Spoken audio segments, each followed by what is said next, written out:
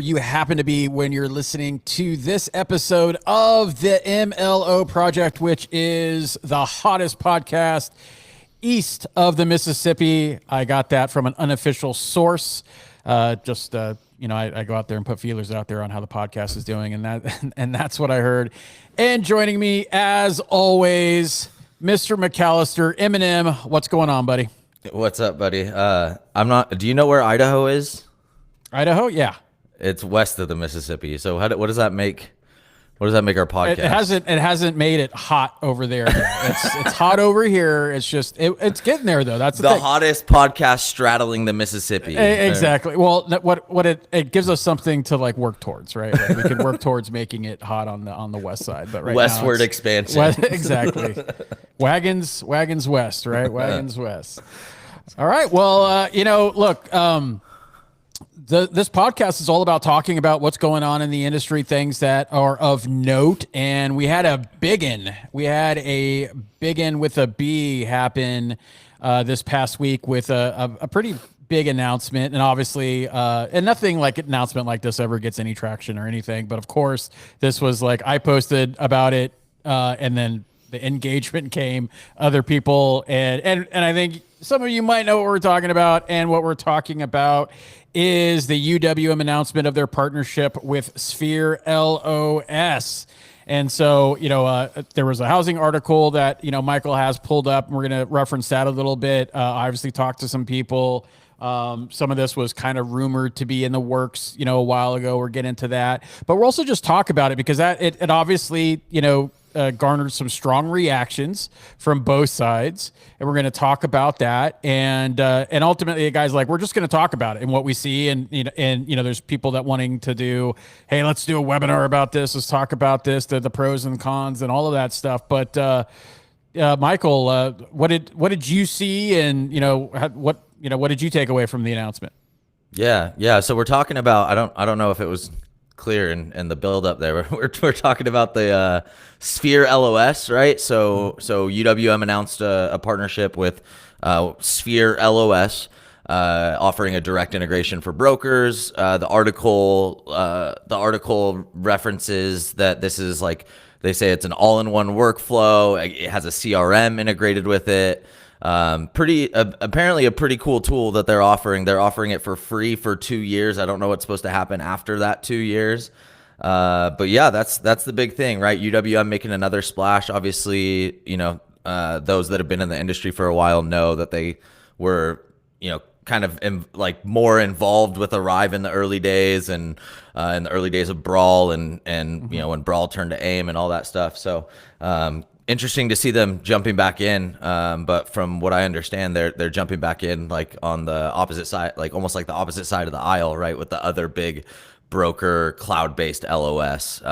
So yeah, that's I think the most interesting thing is the little bit of homework and sleuthing that the mortgage community has already done to identify that LendingPad has their hand in this and is related. I don't think there's been any confirmation as to what exactly the role is, but there's some paperwork out there with LendingPad's name on it. It's pretty, everybody's gone into it at this point and seen that the LOS part too, of it is LendingPad. Like it was quick. Like it was like I got and again, guys, I'm just talking about what I'm seeing. I'm not trying to call anybody out or anything. And also I also want to like guys, like we're just going to talk about it, right? And so it and we'll like I said in the beginning, like pros and cons.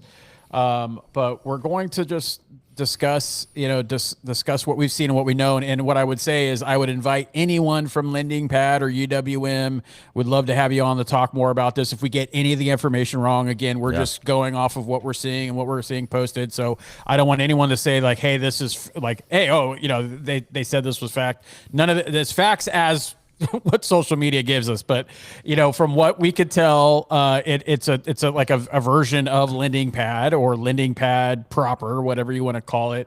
It also looks like the CRM, which they refer to as a mini CRM, is actually Taygo, Taygo, which I haven't heard that name in couple years, but that looks like to be the CRM aspect of it. I saw some screenshots side by side, which was kind of funny, which like they didn't even change anything that other than like the branding, like the like what Taygo is. And then my understanding is that the PPE is through LendingPad as like loan sifter is from, again, could be wrong about well, I know I'm definitely not wrong about Taygo because that was like side by side screenshot. So that, and then obviously the LendingPad tie-in plus what's on the business papers that were posted about who owns or who was registered agent of Broker LOS, which is Broker LOS LLC is the entity that is running Sphere LOS. But, Matt Ishbia, Alan Baydoun, these are guys that I've known for a while, worked with them as a consultant years ago. They've always been good people. Look, I know the whole Rocket UWM stuff like that, and I try not to weigh in the waters too much of that. Ultimately, my loyalty is to the broker and to the loan originator. And I don't say loyalty, but that's like, if they're winning with Rocket, awesome, I'm going to help them win. If they're winning with UWM, awesome, I'm going to help them win that way too. Or, EPM, Windsor, whoever it is, right? And I had Matt on our podcast, not this podcast, but a podcast that I was doing the Mortgage X podcast, right? And and this is pre Phoenix. This is like before, like UWM was still like the powerhouse, but like this is before like UWM today. And Matt was very clear about what his strategy was. He was very clear about is like, look, I obviously as a business, I want as many brokers as possible using UWM. We want to be the number one lender. And this was before and they weren't the number one lender back then. And but he was very clear. He said, ultimately, the choice goes to the brokers as if they want to do business with us. And at the time, they were just either relaunching or updating Blink, which was their POS. So he was talking about some of the tools that they had at that time. And again, all of it was in service to the broker community and to brokers.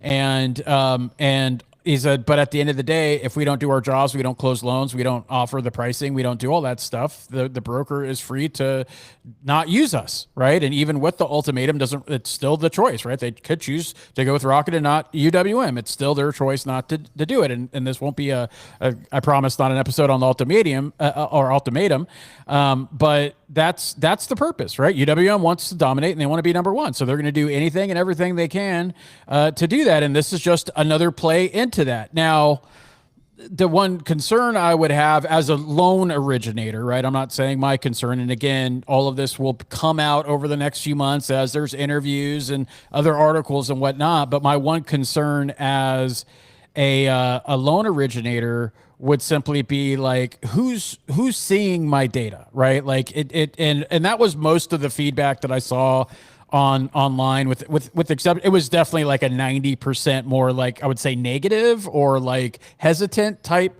opinion of like, well, there's no way I would give my lender my data of all the loans that I'm doing into my consumers, all of that, and it had nothing. And even and guys, I also wanted like, these weren't like anti-UWM people. These were people who use UWM, but they were very clear on saying like there was no way I'd give any lender that, or ultimately saying there was no way I would use LendingPad, right? Like I left LendingPad to go with to Arrive or whatnot.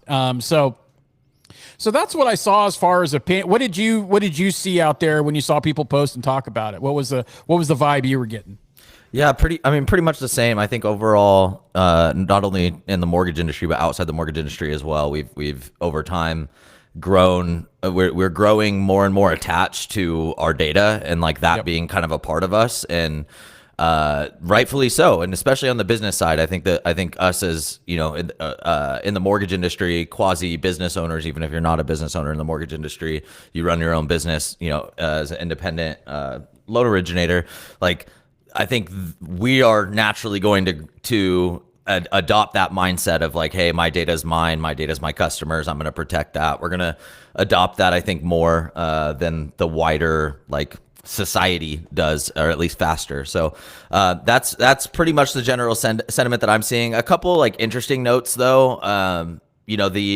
The point of sale, they brought up the point of sale experience on LendingPads in Sphere LOS. They said that the point of sale was like a massive improvement over LendingPad's point of sale and actually mimics more of Arrive's point of sale, which is a lot of the reason behind why people make that switch. Not all the reason, and some people switch the opposite direction. I want to make it clear. Like there are some people that prefer LendingPad, but the point of sale experience, which for those of you guys guys maybe new to the industry don't know the technical terms or whatever, point of sale just meaning like where your borrower submits their application and uploads their documents, right? So that experience in LendingPad has been lackluster in the opinions of a lot for a while. And so I think what's interesting is, you know, between rumors that I had heard a few months ago before this and hearing this, I'm looking at like, oh, I think LendingPad might be rolling out a new point of sale here pretty soon. So that's kind of interesting. And then just this idea that it's free for 2 years, right? That's the piece that I think that people are most afraid of. I think that we've, you know, started to kind of hear and catch on to this idea that if you're using a product that is free and, you know, if you're not paying for a product, it's because you are the product, right? Yeah. And so I don't know. It's tough because I am in a technical enough space that I know what it takes to actually like harvest and use this level of data. And I'm skeptical that even if they have access to this, that they would have like the resources and the desire and the ability to like aggregate that data and make it useful in any way. So like as much as I understand like and honestly would adhere to this myself as well, like if I'm an originator, I'm probably not using a free LOS for this reason, but realistically, like even if UWM were to have the intention of using any of this data, which I'm not saying they do, but even if they were, I would imagine they're years away from being able to like actually do anything with that data. Like I know how these integrations work. I know how they were likely screeching into the finish line just to get this launched. Usually that means their database and their back end is kind of a shit show for a little bit, and you got to, you know, unwind that and decipher that and stuff. So like I said, I think that I'm hearing the same thing. Whether or not that's overblown or not, I don't know. But at the end of the day, I think, you know, somebody on your post, I can't remember who it was. I think it was Shane Kidwell. Shout out to Shane. Shane's fucking hilarious. Shane says it's amazing, like something like it's amazing what loan officers will do to save $100 a month, or like what loan officers will give access to, or like how quickly loan officers will sign over their entire database for $100 a month. Well, Shane is not shy. So yeah. Yeah. So yeah, no, that's kind of what I'm seeing. And yeah, I'm excited to see kind of how it shakes out. You got a couple people that are super aggressively like, you know, power using this thing to learn everything they can about it, which I think is just kind of a sign of the market, maybe the time of year and having a little bit extra time on their hands. But it's definitely been interesting to see unfold. Yeah, you know, it's funny. I always look at it this way, is like I look at it the same way, like with UWM and Rocket, like the two different camps. I always look at that as like Democrats and Republicans, and not like assigning one party to one of that side. But what I'm saying is that like if someone's pro UWM, they're pro UWM, no matter what Rocket does or whatever. Nothing is going to change that. If someone is pro Rocket and anti-UWM, nothing UWM, or nothing is ever going to change that. Doesn't mean that you might have some people who are like, oh, well, maybe I'll like think about it, but not at scale, right? Because that's just too entrenched. But ultimately, one thing that I've learned, you know, working with brokers is that like, you know, they're gonna go whatever's gonna be best for their business. And one thing I always say is like, you know, just like with any company you work with, and everyone wants to talk about, oh, it's just like family, and our culture's family, and your family, and da-da. Everything is a partnership of convenience, right? Every relationship that a broker has with a lender, it's a partnership of convenience, right? Sometimes you guys are both winning. Sometimes one's kind of winning more than you are, and sometimes you're winning more than the lender, right? So like it's a partnership of convenience until it's not. And I think we just got to understand that this is a business, and obviously, you know, in my post, it brought out people that are not fans of, you know, UWM, right? And then the people that are, and they're more like, well, what does it matter? And guys, like, again, through their own lens, they're both right? That's how they view, you know, the whole environment and what this is. You know, to your point, yeah, like, you know, what could they really do with the data? You know, there'd be a lot there that they would have to go through. My thing with it really is like it, and I know at the time from the people that are using it, what they're posting, the screenshots and whatnot, they're saying the only lender available in this is UWM. So like, really, what would the value be of that from a broker standpoint? Right? If unless all you do is use UWM, then obviously there is there. But I'll tell you one thing that it brings out. about is like the free 99, right? Like, I mean, that is like number one in our industry. If something's free, people will use it. It reminds me of like the LO portal, right? That's built on high level. That's free. I don't know too much about that. Some people, even though I've had some people like use it and they're like, well, and they're asking me questions. I'm like, well, why don't you ask them? Like, why aren't you like, do they not have support? And they're like, I haven't figured that out yet. And I'm like, and that's what kills me is that like, then what time are you wasting on this shit? And I'm not talking, guys, and this is no like, like focus on LO portal. I'm just giving you an example of any free service, right? Like Michael said it perfectly. If it's free, you're the product, right? Like, so there's value because nothing in life is free, right? Like there's always going to be some agenda and it doesn't have to be nefarious, right? Like there's just some agenda. And like I said, it could be like a win-win, just really depending on what that looks like. But like, if you're not getting the support, you're not doing any, and it's a free service, then it's like, one, what do you have to complain about? It's free. But like, it to me, it's so funny is that like, it's cost, right? Like, cost isn't everything unless it's for me, then cost is everything. I'll do if everything, how do I get all this stuff for free? And and Shane isn't wrong, right? Like, I mean, literally like if you're $100 a month, that's too tough for you, right? Like, I mean, to get the support, to get all that stuff. I know Harish and the Arrive team very well. Great people. I also know the team at LendingPad, great people and whatnot. And so I don't want this to make like a pro Arrive anti LendingPad, because again, those are going to be the two camps of people. And again, just sharing what I'm hearing and seeing on social media, not saying that one person's opinion is right or wrong.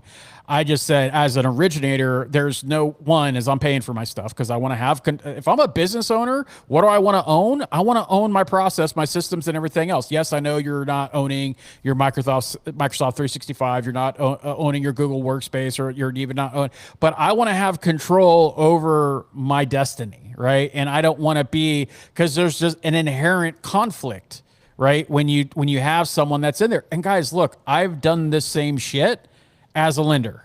So don't get me wrong. So I don't want anyone to take that, like what I'm saying is like, that's, bad. I've done the same shit. Of course, when I was on the wholesale side, of course I brought people in and gave them stuff at value so that they would do, and it works. It absolutely works. And so like, I've done the same stuff. So I don't want anyone thinking that like, this is like new, that UWM is like the only one doing it. Every lender will freaking do it if they have the opportunity to do that. And this is just another thing, but I would say is unless you're using it as it sits today, going off the screenshots, again, inviting anyone from UWM or LendingPad to set me straight or to say like what we got wrong. But from what we could tell, it's like a UWM-only product, right? And I'm sure they'll add lenders because they have to. Otherwise, the adoption, the free piece of it only goes so far. If I can't, like in Loan Sifter, am I only looking at like UWM products, or am I looking at, am I looking at everything? Because like, what's the real value? Because because not even UWM, not every lender is great across the board at all these products. So it's just interesting. It obviously made a splash. It obviously brought out the emotion. It brought out the Hatfield and McCoys, like it always does when it's ever a Rocket or UWM thing. But it's an interesting dynamic to see play out. Well, and I think like the question that I like asking is the broader question of like, is this good or bad for the industry? Is this good or bad for originators? And like, I think that no matter what side of the fence you're on, if we bring this back to Rocket versus UWM, which like Arrive versus LendingPad, you don't hear that friction nearly as much as you hear the Rocket versus UWM. Yep. And so like. But either of these scenarios, like what I love seeing is that these are two like very competitive companies that are investing a ton of resources into the broker channel, basically. And you take, Rocket, again, I don't want to go too far down that rabbit hole because this wasn't even about Rocket really, but like Rocket, the company that they are, the size that they are, the resources they are, has really transitioned.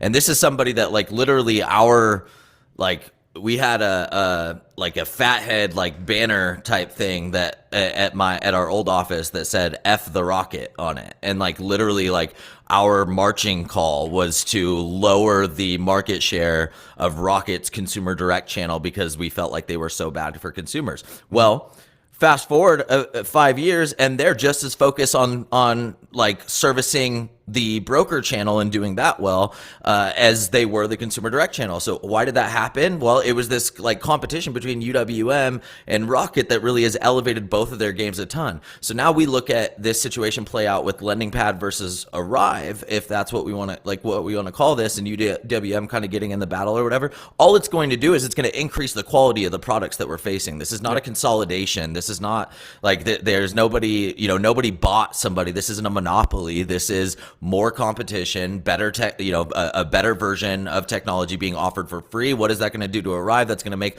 Arrive look at their value prop, even though, yes, like, if you still like Arrive, you're still going to like Arrive one way or the other. But no matter how you look at it, like, this is going to raise the value threshold in that space. And that's good for like us as the consumers of these products, right? And ultimately our borrowers and consumers. Yeah, it's, you look at the competition aspect of it, and I think you're right on that. Is it's going to make everyone level up the game, just like, and this is the one thing that my point of contention with it, right? And I get it, and I'll keep repeating that. I get it. I understand why people may not like UWM and some of the stuff that they've done. I get it, right? Don't have to agree with it. Not saying I do or don't. I'm just saying I get it. But ultimately, what loan officers need to understand is that you have all the freaking power, period. End of story.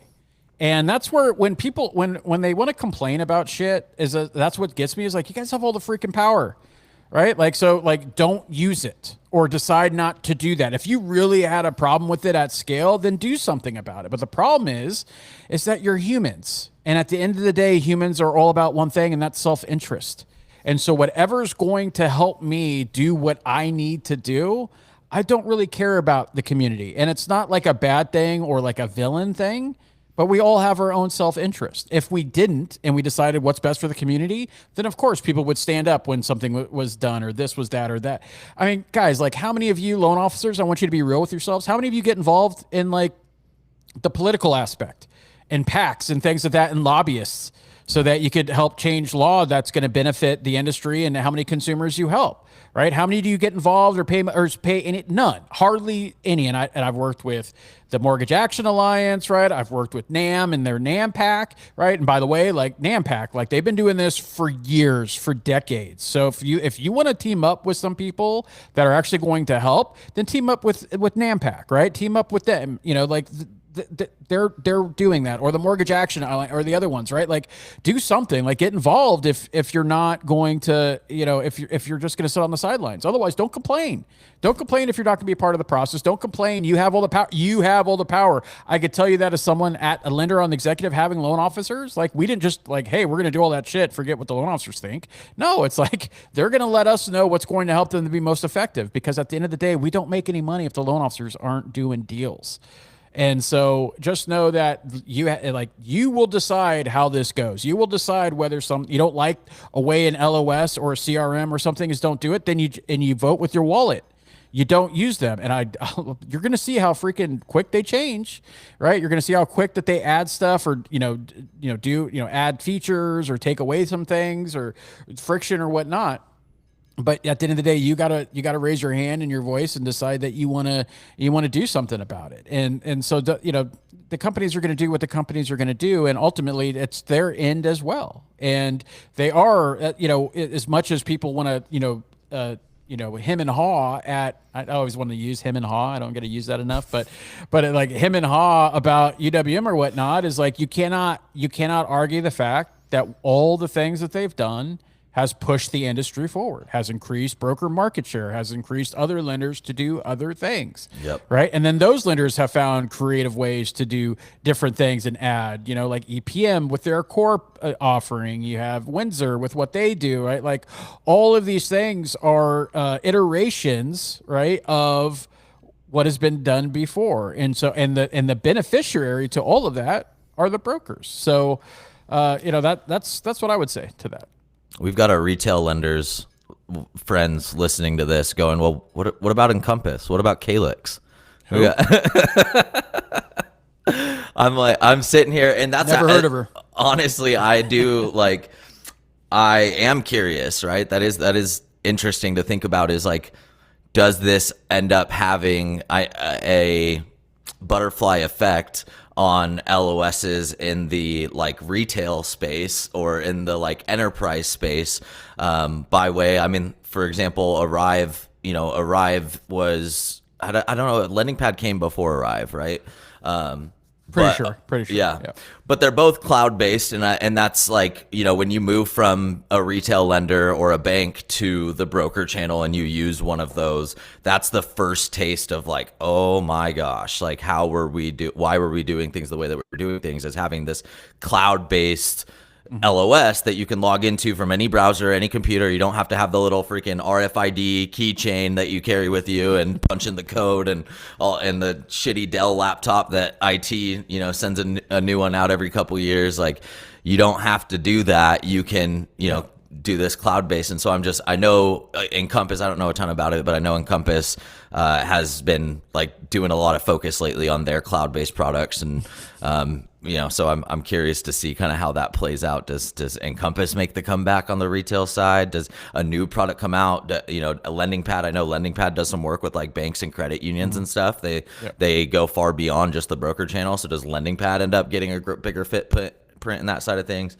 I'm curious about that for, I'm sure, I don't know, the retail people listening to this probably turned it off halfway through, but if you're still listening to this, you might be thinking about it. They like seeing the chaos, look, I mean, you guys could be happy booting Calyx up with a floppy disk, and, stuff like that. But here's the thing is that like Calyx has like the people that are like been with Calyx a long time. So they don't want to learn a new way of doing, and Calyx will serve them well, right? But Calyx is not gaining market share against anybody on the broker side, like especially if they're younger brokers coming in. None of them are going to look at Calyx and say like, "Oh yeah, this is this is what I want to use."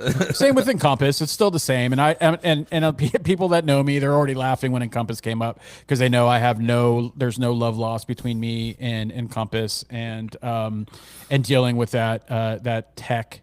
So to speak, for as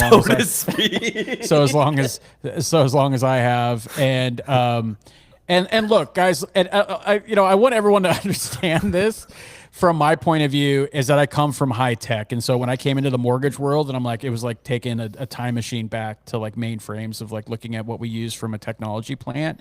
Now, with that being said, Encompass. Like it's not like you could turn on a dime. Like you can't, like with the technology and how it was built and whatnot, like you just can't make that a cloud service. You have to basically, and I know this because I've been in the work groups, I've been in the like Ellie Mae. I know it's owned by ICE now, but Ellie Mae was 2 exits down from my corporate office, so I went to their office regularly. I talked with the had people there. I was brought in to look at their POS and stuff like that. Encompass Connect when it first came, and that was like a 3-year project. It's just technology in our industry isn't good, nor is it cheap. It's very expensive, and I would say that loan officers don't understand what is involved because I see this all the time, and as an engineer and a technologist, right? Like it always like gives me PTSD when I see a loan officer. Oh, it shouldn't be that hard to change. Like with no background in any type of like development or understanding. Like, oh, you should just be able to put but I'm like, I'm not creating like a Canva image, right? I can't just like drag and drop something on there. Like a lot goes into that. So I don't think everyone has a true appreciation of like a development stack, the timing, the sprints, everything that goes into like putting a product in there, even though I will say our industry is worse than others in that regard.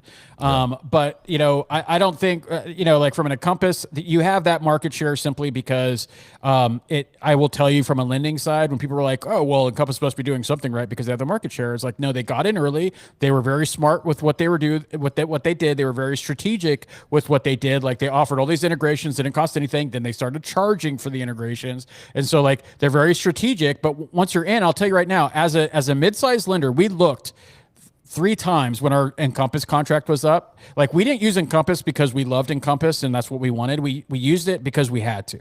And people were like, well, why'd you have to? Because I'll tell you, one is to migrate, to retrain the loan officers, because loan officers were only ever used to Calyx or they were used to Encompass, and they generally had somewhat of the same UI and the UX, right? So there wasn't a real huge learning curve between the two. And so when you had to retrain all that, your operations staff, and not to mention that you can't just like flip a switch. It's not like moving from Word to Google Docs, right? Like it's like at best, it's a 6 to 8 month rollout, right, into a company, and you're paying for 2 LOSs at that same time. You're losing productivity for the privilege of changing your LOS. And every single time we looked at it, it was going to cost us in the hundreds of thousands of dollars to do it. The best thing to do was just to re-up for another 3 years with Encompass, right? So that's that. And so, but when it comes to the broker side, unless they came from retail and they were like diehard, like I love Encompass, that I don't want to learn a new way of like how to put my 1003 in and running DU and credit and whatnot, then that's what they're going to use. But from like a future, like from a market share perspective, Encompass and Calyx is never going to make a dent in that unless they come out with something completely new. They're never going to make a dent in that. So it's going to be Arrive, LendingPad, and then LendingPad, V2 with Sphere LOS. Yeah. No, I mean, I agree. I agree with that 100%. I would still be like, if we believe that what LendingPad and Arrive are doing, the interfaces that they use, going away from like the 1-sheet 1003 or 4-sheet 1003 inside Encompass and all your form fields on one page and shit like that, and just focusing on user experience and efficiency through that user experience, in addition to the cloud base and the quick, and the Zapier integrations and stuff like that. My question is who's gonna do it on the retail side? Who's gonna make that? Who's gonna make it so that what you're talking about is no longer the case? Is it a good business model? Probably. If Encompass got to the size that they are by doing things the opposite and making it really, really hard to leave Encompass, is there somebody that's gonna come out and say, hey, we're gonna be the anti this, right? We're gonna come out and we're gonna be more interoperable. We're gonna be more portable. I shouldn't say interoperable because Encompass's API is the most robust API of any freaking software platform I've ever seen. But like, are we going to make it easier, more portable? Are we going to make it easier to switch softwares or to allow our loan officers to choose between a couple different options? It'll be interesting to see if like how long it takes for these types of updates and rollouts to reach the retail world. Yeah. So, I mean, at the end of the day, what's going to always win is the least path of resistance. And that's why a lot of the entrenched tech continues to be the entrenched tech. And I've seen a lot of investors. I've talked to them. I've been on consultations with private equity, with hedge funds about we want to come into space with the POS. We want to come in and disrupt the LOS. And I say, good luck, do it. Good luck doing it. And I've seen a lot of money, hundreds of millions of dollars wasted in time and stuff like that. I've consulted with a few, but ultimately they have no idea, what it takes to just dent the market, to get in there, especially when people at the end of the day don't want to do anything different. Like they don't want to learn a new system. And so that's why new coming in, like that's the bread and butter.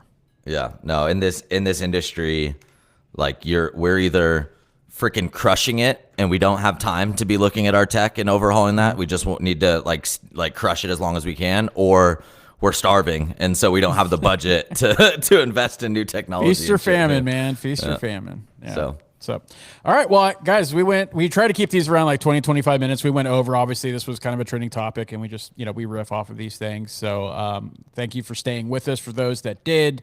This is, again, this is just a conversation having, try to bring a different, perspective to it. And, hopefully you found this episode entertaining and value. And thank you to everyone that's been downloading and sharing the podcast. We got some fans already of the show, and that's awesome. So we really, really appreciate that. We're over 500 downloads in just the first week, right? Just the first week, over 500 downloads, which is pretty good. I've launched a couple podcasts, and despite the one I did from like a technology standpoint, like this one's been pretty good. So I'm enjoying that. People are finding it valuable, and so I hope you guys will continue to share the love, give us reviews, give us feedback, let us know what you want to hear about. What do you want us to riff on, to talk about?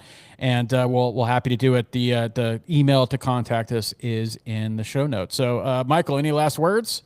Awesome, fantastic. Let's get down.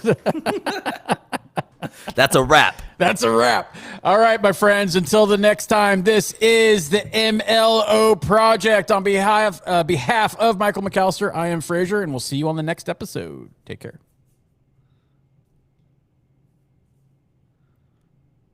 I think that went good. Yeah, it went good. I probably added a couple too many things. By the end of it, I was like, shit, this is a podcast for MLOs. We probably got a little